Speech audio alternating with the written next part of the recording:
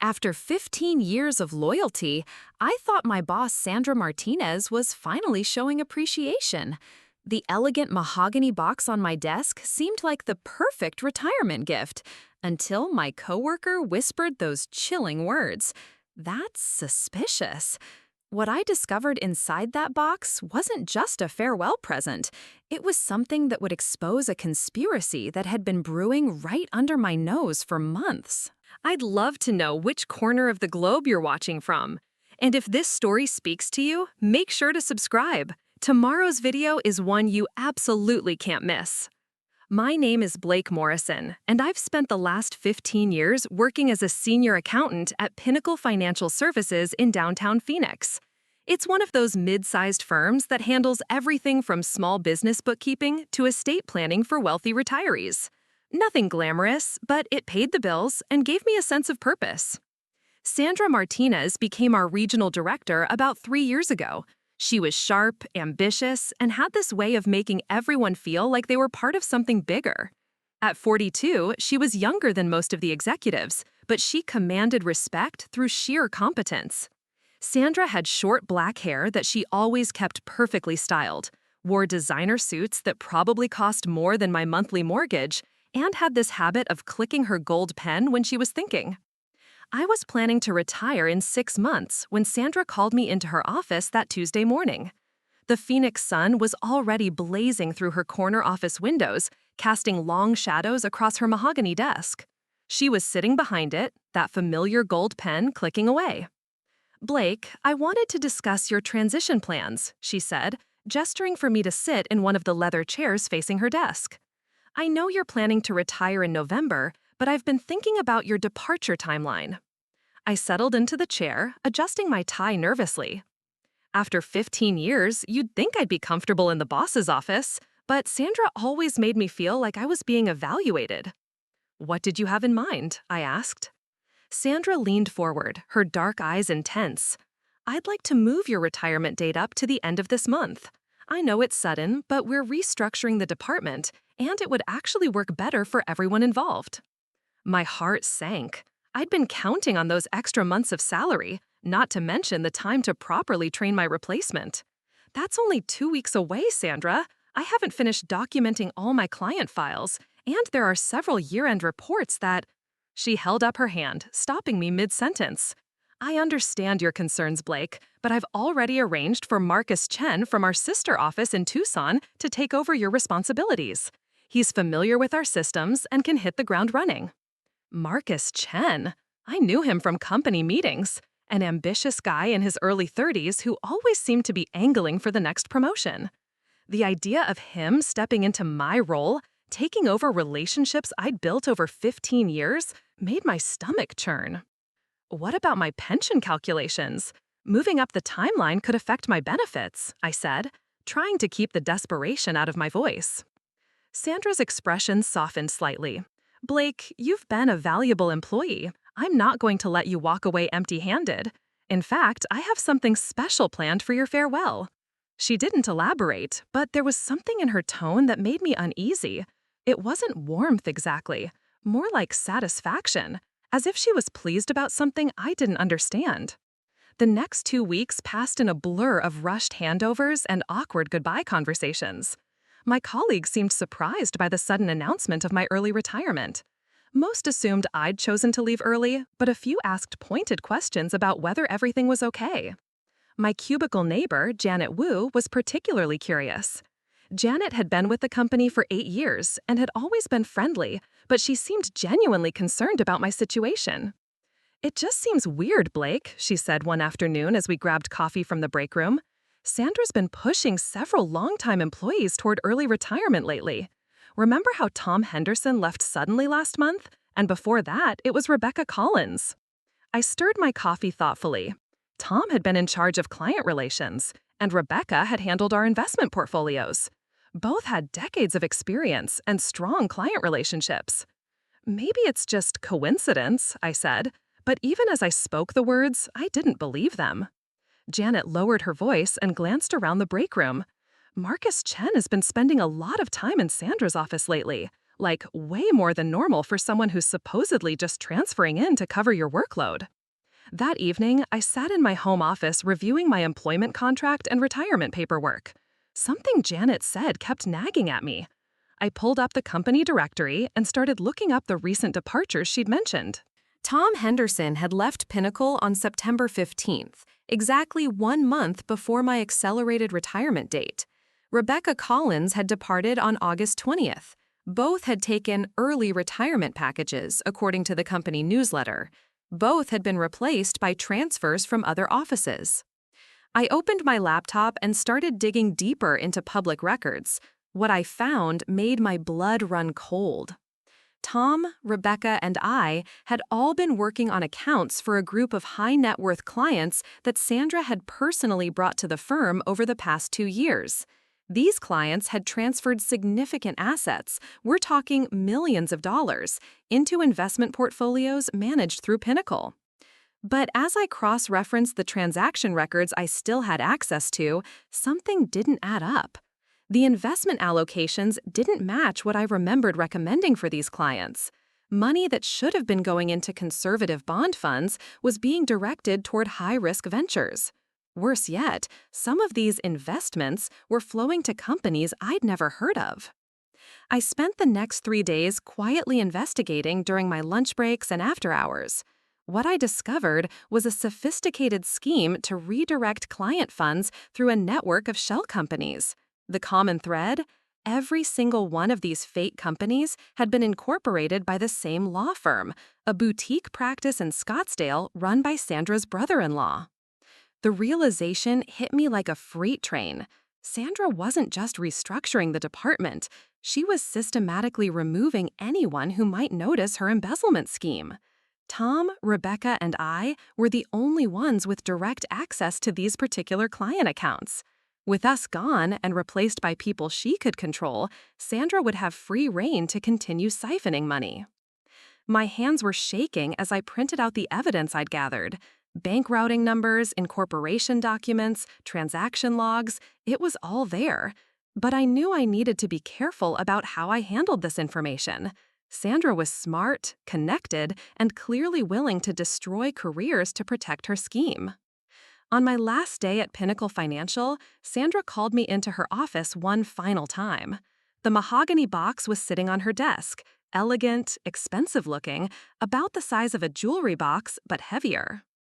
"Blake, I wanted to give you this personally," she said, sliding the box across the desk toward me. Her smile seemed forced, and I noticed she wasn't making eye contact the way she usually did. The box was beautiful, I had to admit. Dark wood with brass corners and a small brass nameplate that read Blake Morrison, in appreciation of 15 years of dedicated service. "That's very generous, Sandra. Thank you." "Open it," she said, and now she was watching me intently. Inside, nestled in red velvet, was an expensive-looking fountain pen with my initials engraved on the barrel. Beneath it was a folded piece of paper. I unfolded the paper, expecting maybe a personalized note or certificate of appreciation. Instead, I found myself staring at what appeared to be a resignation letter, my resignation letter, dated 2 weeks earlier and signed with my name. But I had never written this letter. More importantly, this letter claimed I was resigning due to personal health issues and included a paragraph about how I took full responsibility for any discrepancies that may be discovered in client accounts under my management. Sandra was watching my reaction carefully.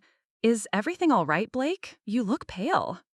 I folded the letter back up, my mind racing. This wasn't a retirement gift. It was insurance. If her embezzlement scheme was ever discovered, this letter would make me the scapegoat, a convenient fall guy who had already confessed and disappeared into retirement. "It's perfect," I managed to say, forcing a smile. "Thank you so much, Sandra. This means a lot." I walked back to my desk in a daze, clutching the mahogany box. Janet looked up from her computer as I approached. "Wow, fancy retirement gift," she said. "What did she give you?" I opened it slightly to show her the pen, keeping the letter hidden underneath. Janet leaned closer, then frowned. "Blake, that's suspicious." "What do you mean?"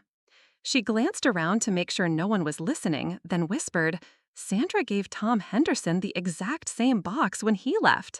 Same wood, same brass corners, everything. What are the odds she'd give identical gifts to two different people? Janet's words echoed in my head as I stared at the mahogany box. Tom Henderson had received an identical gift. The implications were staggering, but I needed to be absolutely certain before making any accusations.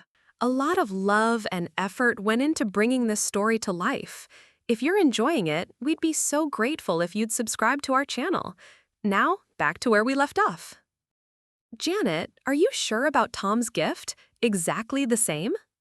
She nodded, glancing nervously toward Sandra's office. I helped him carry his stuff to his car that day. The box was sitting on top of his personal items. When I commented on how nice it looked, he got this weird expression and just said Sandra had insisted he take it with him immediately. My pulse quickened. Did he open it in front of you? No, but he seemed uncomfortable about the whole thing, like he wanted to get out of the building as fast as possible. Janet paused, studying my face. Blake, what's really going on here? First, Tom leaves suddenly, then Rebecca, now you. And Sandra keeps bringing in these transfers from other offices. I made a decision that would change everything. Janet, I need you to do something for me, and I need you to be very careful about it. Can you find out if Rebecca Collins got a similar gift when she left? Why? What aren't you telling me? Looking around the office, I noticed Marcus Chen had arrived and was already settling into what had been Tom's desk. Sandra was walking him through files, pointing at various documents with that gold pen of hers. They looked entirely too comfortable together for someone who was supposedly just starting. Meet me at Copper Creek Cafe on Central Avenue after work, 5:30. Don't tell anyone where you're going. Janet's eyes widened, but she nodded. I spent the remainder of my last day cleaning out my desk and trying to act normal, but my mind was spinning. Every time I looked at that mahogany box, I felt sick. The forged resignation letter was like a loaded gun pointed at my future. If Sandra's scheme ever came to light, that letter would destroy me financially and professionally. At 5:30 sharp, I was sitting in a corner booth at Copper Creek Cafe, nursing a coffee I didn't want and watching the door. Janet arrived 10 minutes later, looking around nervously before spotting me. I made some calls, she said without preamble, as she slid into the booth across from me. Rebecca Collins did get a box. Her neighbor, Mrs. Patterson, mentioned it when I called to get Rebecca's new address. Said Rebecca seemed upset about something on her last day, muttering about keeping receipts and how some people don't know who they're messing with. The pieces were falling into place, but I needed more information. Janet, I'm going to tell you something and you're going to think I'm crazy, but I need you to hear me out. Over the next hour, I laid out everything I'd discovered, the shell companies, the redirected investments, the pattern of forced retirements, and the forged resignation letter in my gift box. Janet listened without interrupting, her expression growing more alarmed with each revelation.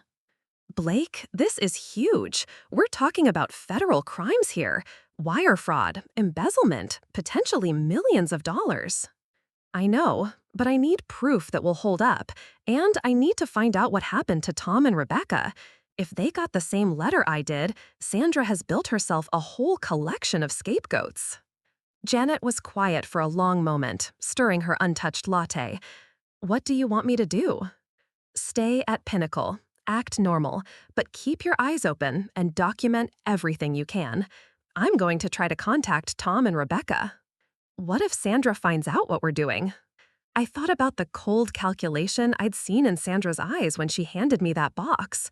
Then we'd better make sure we have solid evidence before she does.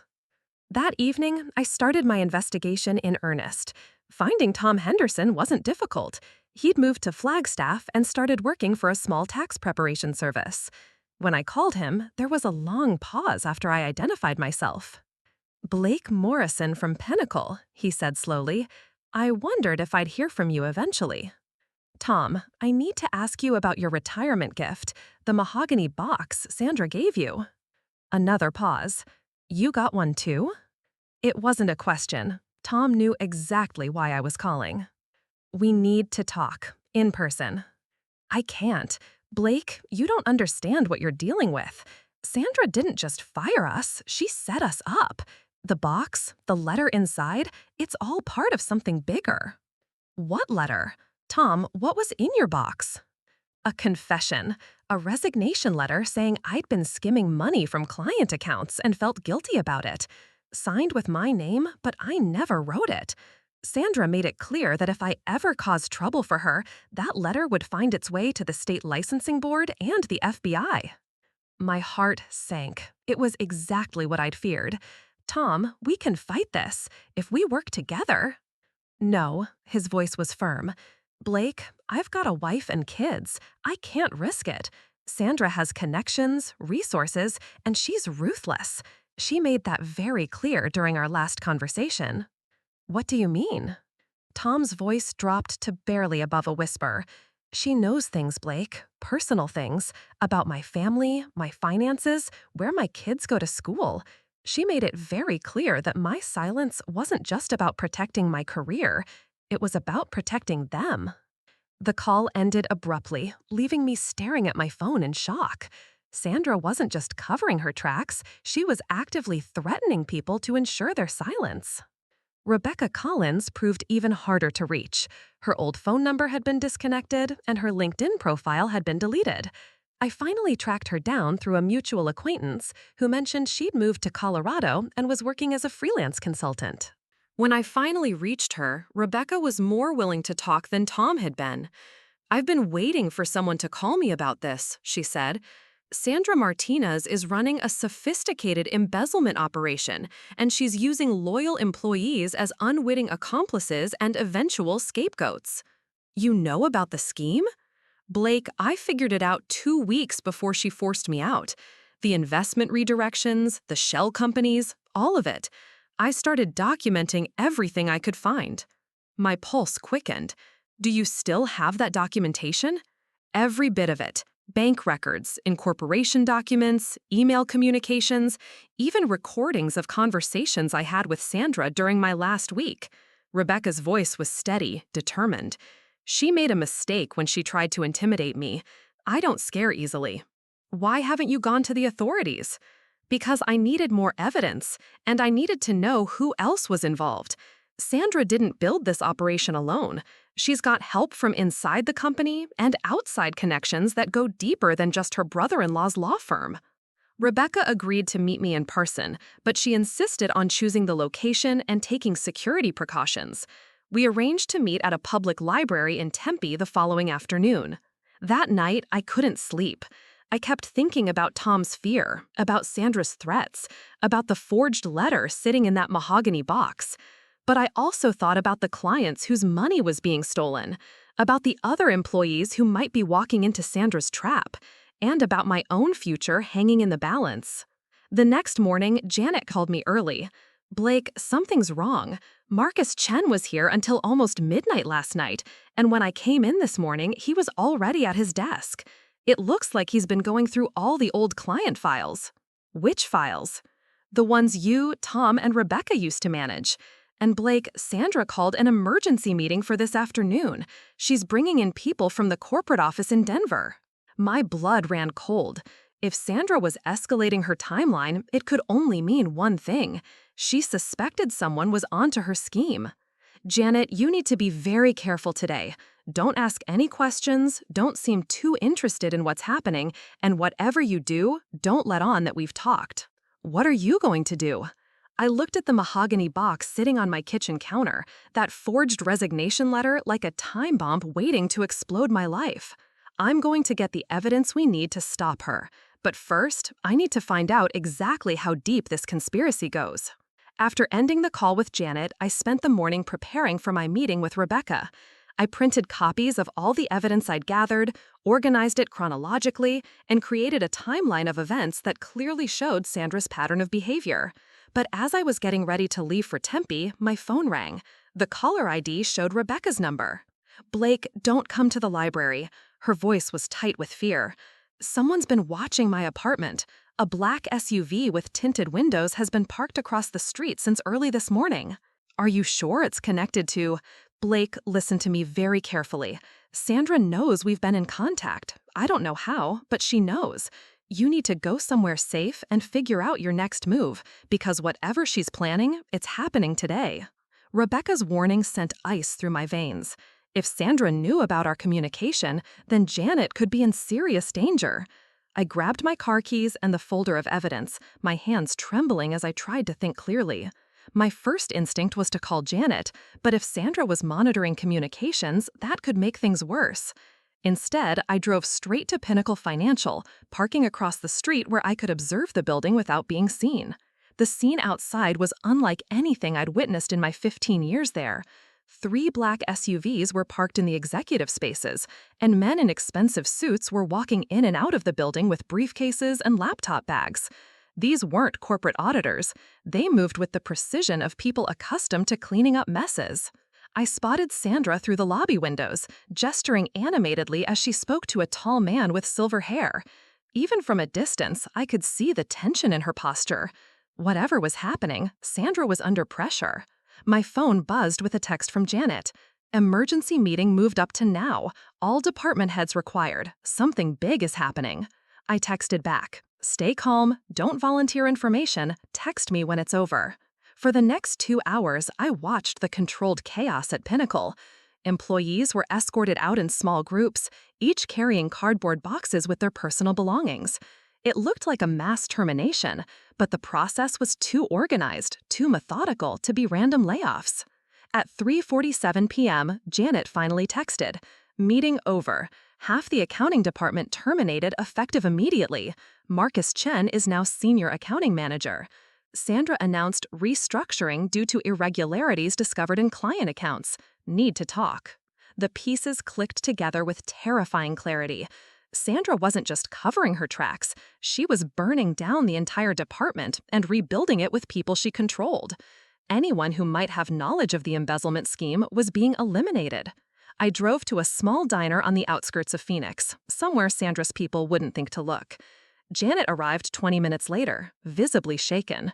Blake, it was like watching a military operation.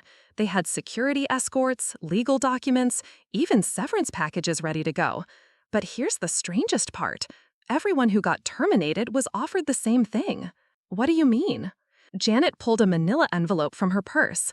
They gave me this when they walked me out. A generous severance package, 6 months of continued health insurance, and a non-disclosure agreement that's ironclad. They're paying people to stay quiet. I opened the envelope and scanned the documents. The NDA was comprehensive, covering not just company operations, but any communication with former employees, regulatory agencies, or law enforcement. The penalties for violation were severe: full repayment of severance plus additional damages that could total hundreds of thousands of dollars. Janet, this isn't just about covering up embezzlement anymore. This is witness elimination on a corporate scale. There's more. Janet's voice was barely above a whisper. When they were escorting me out, I overheard Sandra talking to that silver-haired man. She said something about Phase 2 implementation and client portfolio transfers being completed by Friday. My blood ran cold. If Sandra was accelerating her timeline, it meant she was preparing to disappear with the stolen money. Friday was only 3 days away. Janet, I need you to do something, and it's going to be dangerous. She stared at me with a mixture of fear and determination. What do you need? Don't sign that NDA, at least not yet. I need you to contact Rebecca Collins and coordinate with her. She has evidence, but we need more recent documentation of what Sandra's doing. How am I supposed to get back into Pinnacle? They confiscated my key card and changed my passwords. I thought for a moment, then remembered something. The cleaning crew. They come in every Tuesday and Friday night around 9 p.m. Maria Gonzalez has been cleaning our floor for 3 years. She might help us if we explain the situation. Blake, if we get caught, if we don't try, Sandra disappears with millions of dollars, and innocent people lose their retirement savings. Plus, we both know she won't hesitate to use those forged resignation letters if she needs scapegoats later. That evening, I called Rebecca from a burner phone I'd purchased with cash. She answered on the first ring. Blake, where are you calling from? Secure line. Rebecca, Sandra's moving fast. They terminated half the accounting department today and are planning something called Phase 2 by Friday. I know, I've been monitoring their corporate filings. 3 of Sandra's shell companies filed dissolution paperwork this afternoon. She's liquidating the fake investments and preparing to transfer the money offshore. How much are we talking about? Based on my calculations, at least $12 million from client accounts over the past 18 months. But Blake, there's something else you need to know. Sandra didn't choose you, Tom, and me randomly. What do you mean? We were specifically targeted because of our client relationships. The accounts she's been stealing from belong to elderly retirees who trust us implicitly. People like Mr. Chen, who's battling dementia, or Mrs. Rodriguez, who's legally blind. These clients rely on us to manage their investments, and they rarely question account statements as long as they're receiving their monthly income distributions. The calculation was diabolical. Sandra had identified vulnerable clients and the employees they trusted most, then systematically removed those employees while maintaining the appearance that everything was normal. Rebecca, can you get to Phoenix by tomorrow night? Already on my way. I'll be there by noon tomorrow. But Blake, we need to be smarter about this. Sandra has professional help now. Those men you saw at Pinnacle aren't corporate executives. I ran the license plates on that SUV. The vehicle is registered to a private security firm that specializes in corporate crisis management. What does that mean? It means Sandra hired people whose job it is to make problems disappear. We're not just dealing with an embezzler anymore. We're dealing with people who have resources and experience in covering up major financial crimes. After ending the call, I sat in my car outside the diner, trying to process everything I'd learned. Sandra's operation was far more sophisticated than I'd initially realized. She had legal support, private security, and enough advanced planning to execute a clean exit strategy. But she'd made one critical mistake. She'd underestimated the people she was trying to destroy. The next morning, I received an unexpected visitor. Tom Henderson was standing on my doorstep at 7 a.m., looking like he hadn't slept in days. Tom, what are you doing here? They came to my house, Blake, Sandra's security people. They didn't threaten me directly, but they made it clear they knew everything about my family's routine, where my kids go to school, what route my wife takes to work, even which grocery store we shop at. What did they want? They wanted to know if you'd contacted me. I told them no, but I don't think they believed me. Tom's hands were shaking as he spoke.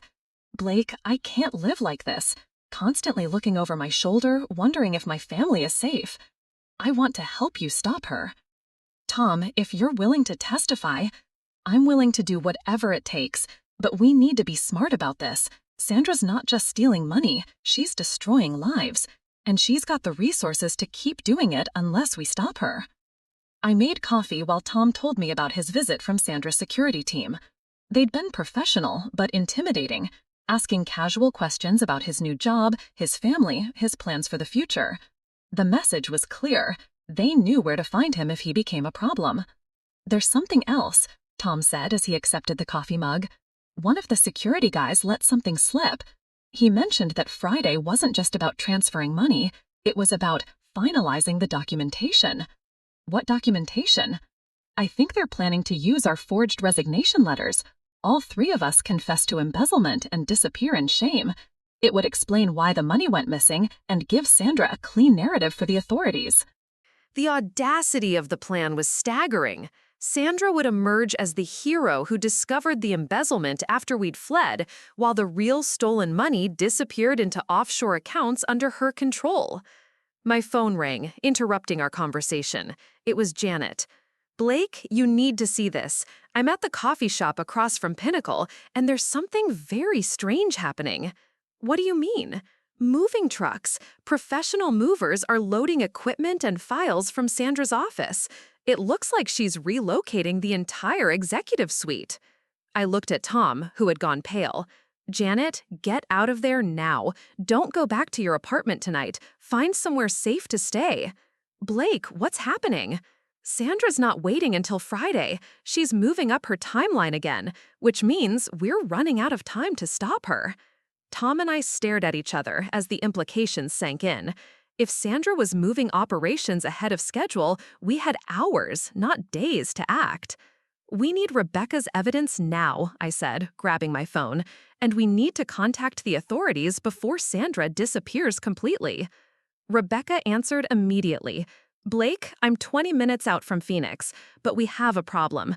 I just got off the phone with a contact at the FBI's white-collar crime division. Someone's already been feeding them information about embezzlement at Pinnacle Financial. That's good news, isn't it? No, Blake. The information they received points to a scheme run by 3 senior accountants who've recently left the company. They have copies of resignation letters confessing to the crimes. My stomach dropped. Sandra had already activated her scapegoat strategy. Rebecca, we need to get to the FBI office immediately with all our evidence. Already heading there. Meet me at the Federal Building downtown in 30 minutes. Bring everything you have and bring Tom if he's willing. Tom nodded grimly. Let's end this. We drove separately to the Federal Building, using different routes in case Sandra's security team was watching. The Phoenix FBI office was a fortress of glass and steel, intimidating but reassuring. For the first time in days, I felt like we might actually be safe. Rebecca was waiting in the lobby with a large briefcase and a laptop bag. She looked professional and determined, nothing like the frightened woman I'd spoken to the night before. I've already requested an emergency meeting with Agent Sarah Williams from the Financial Crimes Unit, she said as we approached the security checkpoint. I told them we have evidence of a multi-million-dollar embezzlement scheme in progress. The meeting with Agent Williams took place in a sterile conference room on the 7th floor. Williams was a sharp-eyed woman in her 40s who listened intently as we laid out our case. Let me make sure I understand, she said after we'd presented our evidence. You're claiming that Sandra Martinez orchestrated an elaborate scheme to steal from client accounts, forged resignation letters to frame you 3 as scapegoats, and is now preparing to flee with the stolen money. That's correct, Rebecca said, opening her laptop. And I have documentation proving every aspect of the scheme. For the next hour, Rebecca walked Agent Williams through bank records, corporate filings, email communications, and recorded conversations. The evidence was overwhelming. Shell companies, fraudulent investment allocations, systematic theft from vulnerable elderly clients. This is impressive work, Agent Williams admitted, but I need to be honest with you. We received information about this case yesterday from someone claiming to be a whistleblower at Pinnacle Financial. Tom leaned forward. What kind of information? Copies of resignation letters from 3 former employees confessing to embezzling client funds. The person who contacted us claimed they discovered the theft during a routine audit. That was Sandra, I said. She's trying to control the narrative. Agent Williams studied our faces carefully. The resignation letters have been authenticated by handwriting experts. According to our analysis, they appear to be genuine. Rebecca pulled out copies of the forged letters from our mahogany boxes. Agent Williams, compare these to what you received. I guarantee they're identical. As Agent Williams examined the documents, her expression shifted from skepticism to alarm. These are exactly the same as what we received yesterday, word for word. Because Sandra wrote them all, Tom explained. She forged our signatures and created identical copies for different purposes. One set for her insurance policy, another set to frame us with the FBI. Agent Williams excused herself to make phone calls and consult with her supervisors.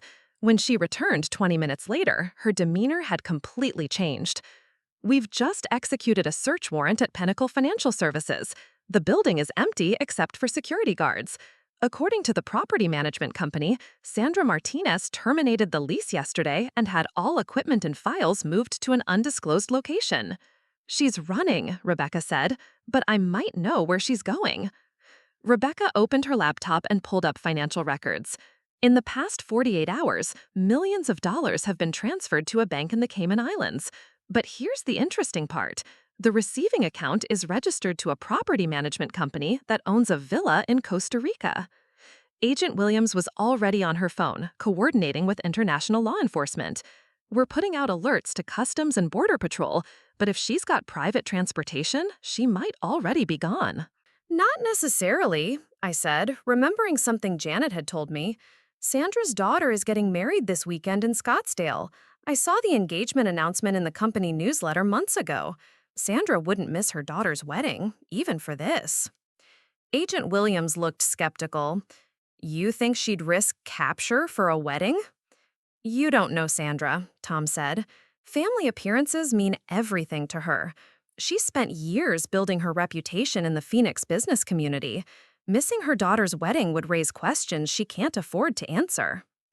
Rebecca was typing furiously on her laptop. I'm checking social media accounts for Sandra's family members. Her daughter's Instagram shows wedding preparations at the Phoenician Resort. The ceremony is tomorrow at 4 p.m. That's our window, Agent Williams said. We'll coordinate with local law enforcement and arrest her at the wedding venue. But as we were finalizing the plan, Agent Williams received a call that changed everything. She listened intently, her face growing grim.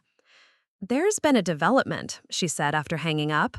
Sandra Martinez just walked into the Phoenix Police Department with her attorney. She's claiming she discovered evidence of embezzlement by 3 former employees and wants to cooperate fully with the investigation. The audacity was breathtaking. Sandra was trying to turn herself in as the hero of the story, the honest executive who discovered our supposed crimes. We need to get down there immediately, Rebecca said, gathering her evidence, before she can spin this completely in her favor. Agent Williams coordinated with the Phoenix Police Department, and within an hour, we were all in an interrogation room facing Sandra Martinez and her attorney. Sandra looked composed and professional, nothing like someone who'd just been caught stealing millions of dollars. Sandra, I said as we sat down across from her, it's over. We have evidence of everything. Sandra's attorney, a well-dressed man who'd probably cost more than my annual salary, leaned forward. My client is here voluntarily to report serious financial crimes committed by former employees. Any allegations against Ms. Martinez are baseless and potentially libelous. Rebecca opened her laptop and turned it toward Sandra. These are recordings of our conversations, Sandra, including the one where you admitted to redirecting client investments and using forged documents to frame former employees. For the first time, Sandra's composure cracked slightly. I have no idea what you're talking about. Bank routing numbers for shell companies registered by your brother-in-law's law firm, Rebecca continued, pulling out document after document. Corporate filings showing you as the beneficial owner of fake investment companies. Email communications coordinating the theft of client funds. Sandra's attorney was reviewing the documents, his confidence visibly shaking as he realized the scope of the evidence against his client. Agent Williams, Rebecca said, I believe you'll find that the money transferred to the Cayman Islands yesterday came from accounts that were supposed to contain client retirement funds. Ms. Martinez has been systematically stealing from elderly retirees for over 18 months. The interrogation continued for 3 more hours. Faced with overwhelming evidence, Sandra's attorney eventually advised her to cooperate in exchange for a plea agreement. Sandra Martinez was arrested and charged with wire fraud, money laundering, elder abuse, and conspiracy. The investigation ultimately revealed she'd stolen over $15 million from more than 50 clients, mostly elderly retirees who'd trusted Pinnacle Financial with their life savings. The forged resignation letters that were supposed to destroy our lives became key evidence in the prosecution's case, proof of Sandra's elaborate plan to frame innocent employees for her crimes. Tom, Rebecca, and I were completely exonerated. More importantly, the stolen money was recovered and returned to the clients who'd been victimized. Mr. Chen got his retirement account back. Mrs. Rodriguez was able to keep her home. Dozens of elderly clients who'd trusted us with their financial security were made whole again. The mahogany box that had started this entire investigation now sits on my desk at home, but it contains something different. Instead of a forged resignation letter, it holds letters of gratitude from clients whose lives we helped save, commendations from the FBI for our cooperation in exposing the fraud, and a newspaper clipping announcing Sandra's conviction and 15-year prison sentence. Sometimes the most suspicious gifts lead to the most important discoveries. That retirement gift from my female boss didn't just expose a conspiracy. It gave me the chance to protect people who trusted me with their futures. And in the end, that was worth more than any pension or early retirement package Sandra could have offered.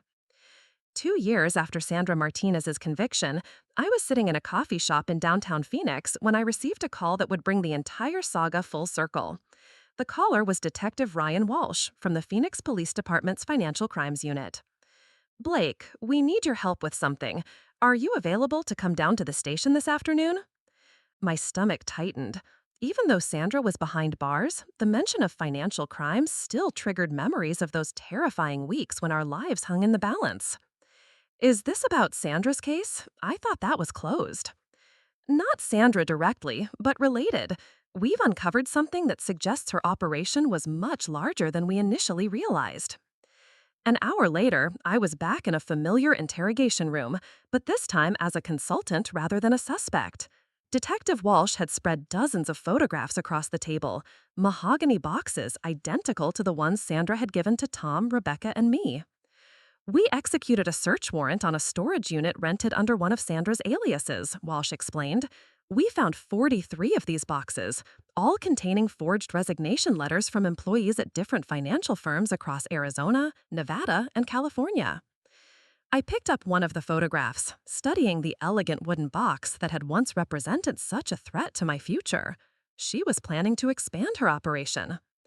More than that, each box corresponds to a specific employee at a specific firm. We've identified senior accountants, investment advisors, and portfolio managers at 12 different companies. All of them handle high net worth elderly clients. Walsh handed me a thick folder. Sandra wasn't just running one embezzlement scheme, she was franchising her model. She'd identify vulnerable firms, place associates in key positions, then systematically remove honest employees who might interfere with the theft. As I flipped through the folder, the scope of Sandra's ambition became clear. She'd created a network of financial professionals who were stealing from clients across the Southwest.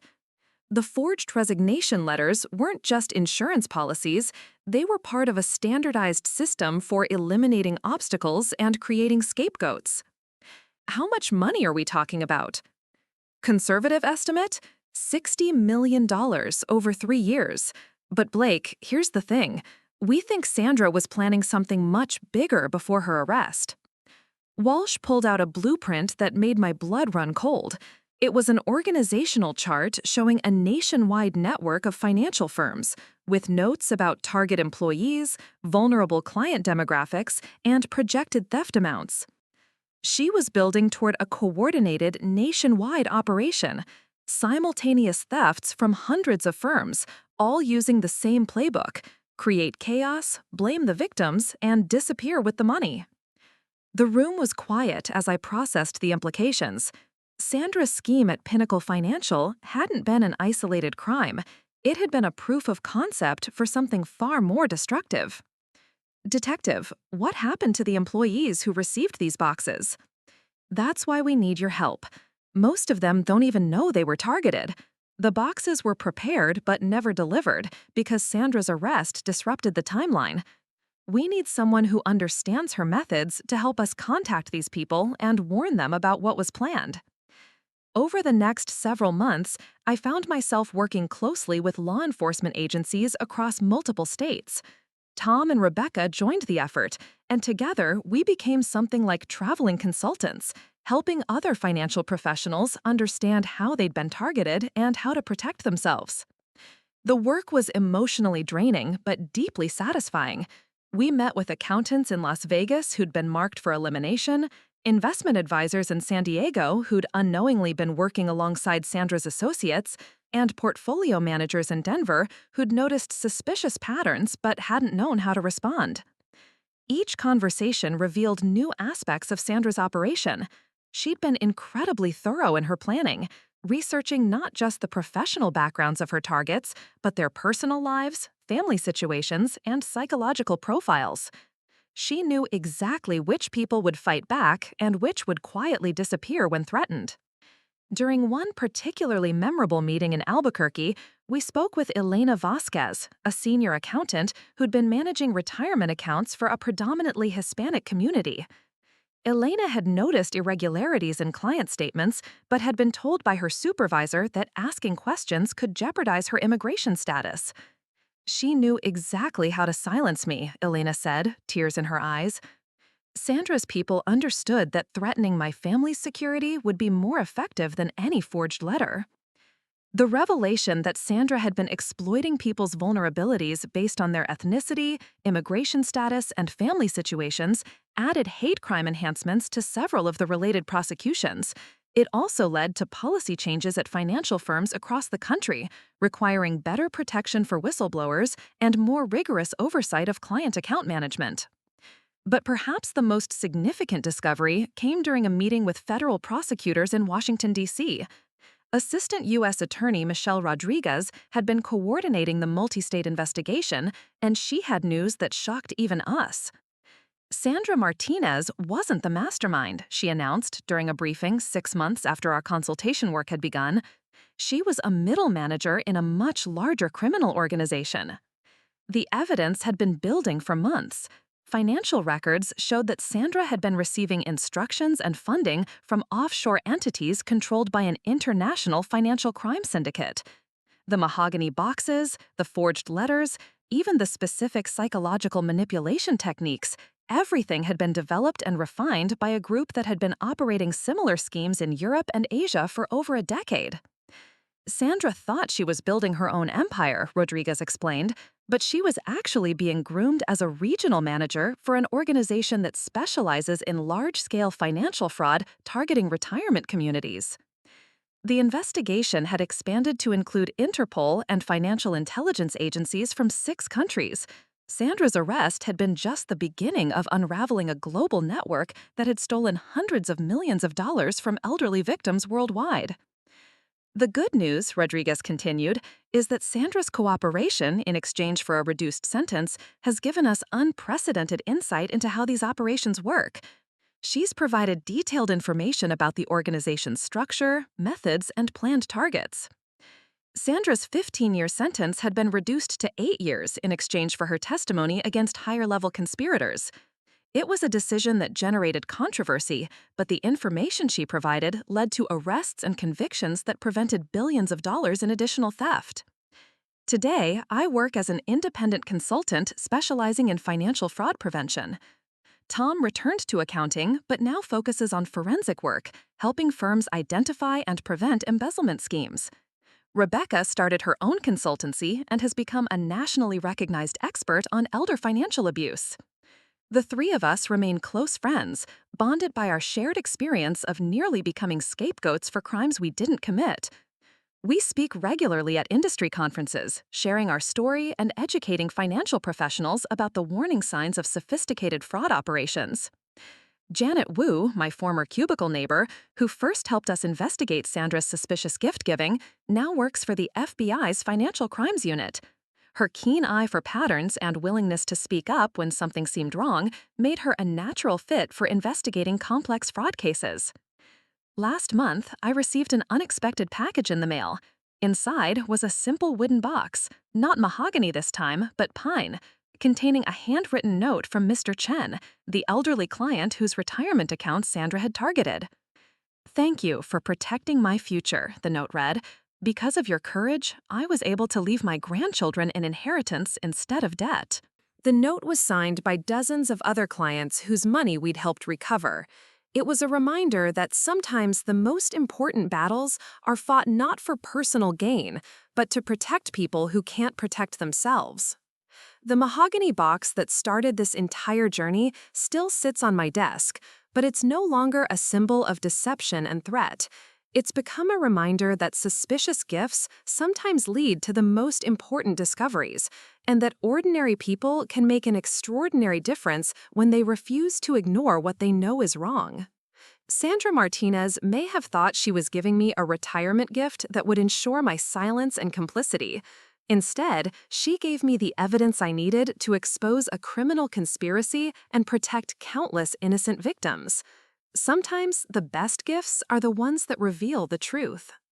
The ripple effects of our investigation continue to unfold in ways none of us could have anticipated. 3 months after the international arrests began, I received a call from Dr. Patricia Hoffman, a criminologist at Arizona State University who had been studying financial fraud patterns in aging populations. Blake, your case has become a textbook example of how sophisticated criminal organizations exploit trust relationships in financial services, she explained during our first meeting. We'd like you to participate in a longitudinal study examining the psychological impact on fraud victims and the recovery process. The research project brought me into contact with victims from around the world who'd been targeted by similar schemes. There was Margaret Thompson, an 82-year-old former teacher from Manchester, England, whose pension had been systematically drained by a financial advisor using tactics identical to Sandra's. Her story was heartbreakingly familiar. The trusted professional, the gradual redirection of funds, the sophisticated cover-up that kept the theft hidden for years. The worst part wasn't losing the money, Margaret told me during a video conference that was part of Dr. Hoffman's research. It was feeling like a fool for trusting someone who seemed so professional and caring. These people study us, don't they? They learn exactly what we need to hear. Margaret's insight was profound. The criminal organization that Sandra had worked for employed behavioral psychologists who developed detailed profiles of elderly victims. They knew that targeting recently widowed individuals was most effective in the first 6 months after spousal loss. They understood that clients who'd grown up during the Great Depression responded differently to investment advice than those who'd experienced post-war prosperity. They even had protocols for exploiting cultural differences and language barriers. Dr. Hoffman's research revealed that the psychological trauma experienced by financial fraud victims often exceeded that of violent crime victims. The betrayal of trust, combined with the shame of being deceived, created a unique form of emotional damage that could persist for years. What makes your case particularly significant, Dr. Hoffman explained, is that you were able to stop the victimization before it fully occurred. Most fraud victims don't discover the crime until years after it began, when the psychological damage is already severe. This research led to my involvement in developing new training protocols for financial advisors. Working with the Securities and Exchange Commission, we created educational programs that taught professionals how to recognize the warning signs of organized fraud operations targeting their clients. The training sessions were eye-opening. During one workshop in Seattle, a portfolio manager named David Kim described patterns he'd noticed but hadn't understood the significance of. Elderly clients were receiving phone calls from people claiming to represent investment research firms who asked detailed questions about their financial advisors and account management practices. I thought it was legitimate market research, David admitted, but now I realize they were gathering intelligence about which clients were most vulnerable and which advisors might interfere with a theft operation. These reconnaissance activities turned out to be standard procedure for the criminal organization. They would spend months studying potential targets before beginning the actual theft process. The sophistication of their intelligence gathering rivaled that of professional espionage operations. My consulting work also brought me into contact with international law enforcement agencies who were tracking similar organizations in other countries. Agent Sophie Dubois from France's Financial Intelligence Unit showed me evidence of a network that had been operating in European retirement communities for over a decade. They target areas with high concentrations of wealthy retirees, Agent Dubois explained during a conference in Lyon, Costa Brava in Spain, the French Riviera, certain districts in Switzerland. They establish legitimate-looking financial advisory firms, build trust in the community, then gradually implement their theft protocols. The European investigation had uncovered a disturbing pattern. The criminal organization would often recruit local professionals who'd fallen into financial difficulty, divorce, medical bills, gambling debts. These individuals were offered what seemed like legitimate employment opportunities, but were gradually drawn into illegal activities through a process of incremental compromise. They start with small requests, Agent Dubois continued, perhaps asking the new employee to file paperwork that's technically incorrect but harmless. Then progressively larger violations until the person is completely complicit and unable to withdraw without facing criminal charges themselves. This recruitment strategy explained how Sandra had become involved. Financial records revealed that she'd been approached shortly after her divorce 3 years earlier, when she was struggling with legal fees and maintaining her lifestyle on a single income. What had seemed like a lucrative consulting opportunity had gradually evolved into her role as a regional coordinator for organized theft. The psychological manipulation extended beyond just the victims to include the perpetrators themselves. Sandra genuinely believed she was building an independent business empire, not realizing that she was being controlled and monitored by the larger organization. Her arrest had likely saved her from being eliminated once her usefulness ended, a fate that had befallen other regional coordinators who'd outlived their value. During the international investigation, I had the opportunity to testify before a congressional subcommittee examining financial crimes against elderly Americans. The hearing room was packed, with family members of fraud victims, industry representatives, and advocacy groups pushing for stronger protective legislation. Representative Maria Santos, who chaired the subcommittee, asked me to describe the most troubling aspect of what we'd uncovered. Congresswomen, these organizations don't just steal money, they study human psychology to maximize emotional damage, I testified. They deliberately target people during vulnerable periods in their lives, exploit their trust, and then disappear, leaving victims to blame themselves for being deceived. The congressional testimony led to the passage of the Elder Financial Protection Enhancement Act, which required financial institutions to implement new safeguards for elderly clients and established harsher penalties for crimes targeting vulnerable populations. But perhaps the most personally meaningful development came when I was contacted by the family of Mrs. Rodriguez, the legally blind client whose account Sandra had been systematically draining. Her grandson, Carlos Rodriguez, had graduated from law school and was starting a practice specializing in elder law. "Your investigation saved my grandmother's independence," Carlos told me when we met for coffee. "But more than that, it inspired me to dedicate my career to protecting other elderly people from financial predators." Carlos had developed innovative legal strategies for recovering stolen assets and had successfully prosecuted several cases involving sophisticated fraud operations. His work was directly influenced by the documentation and evidence-gathering techniques we'd used in Sandra's case.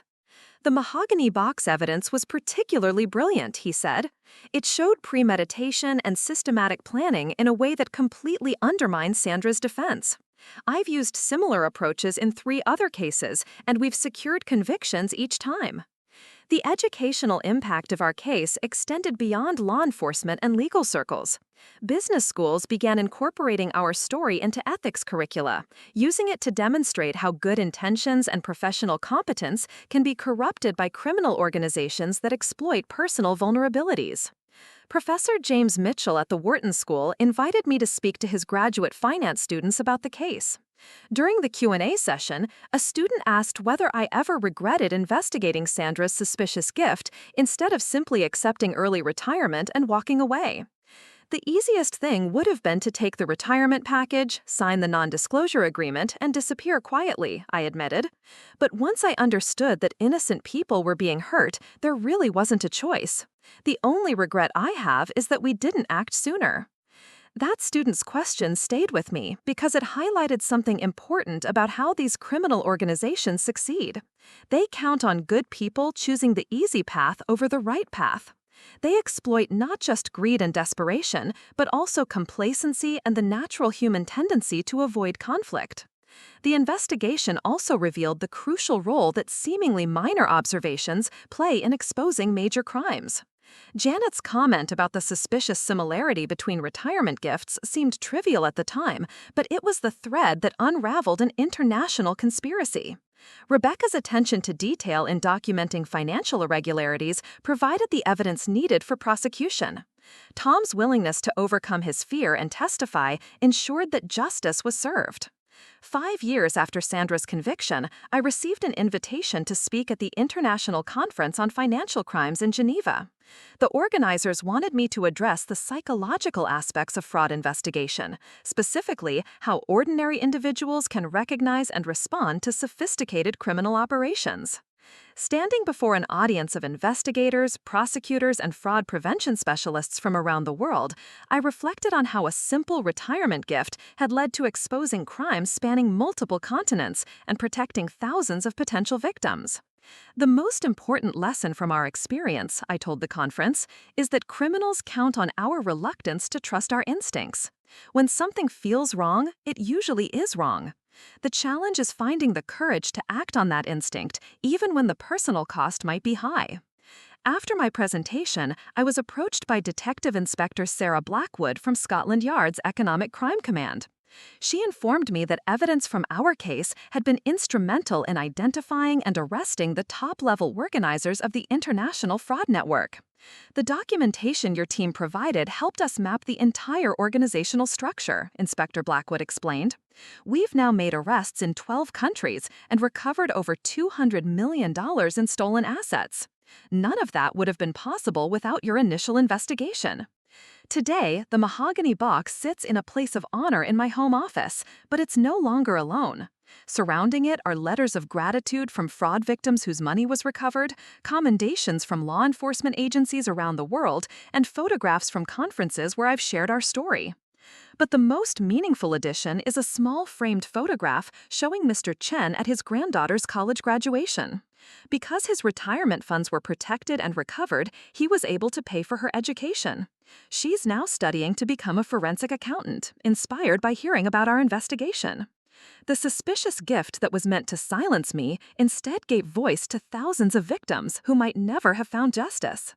It proved that sometimes the most dangerous presents are the ones wrapped in respectability, and that the most valuable discoveries come from having the courage to question what everyone else accepts as normal. In the end, Sandra Martinez didn't just give me a retirement gift. She gave me a second career dedicated to protecting people who can't protect themselves. And in that sense, despite all the pain and fear she caused, her gift ultimately became one of the most meaningful things I've ever received. Looking for more? We've got 2 amazing stories ready for you right on screen. If this one touched you, these are absolutely worth your time. Click to watch them now, and hey, subscribe and hit that bell to never miss our latest uploads.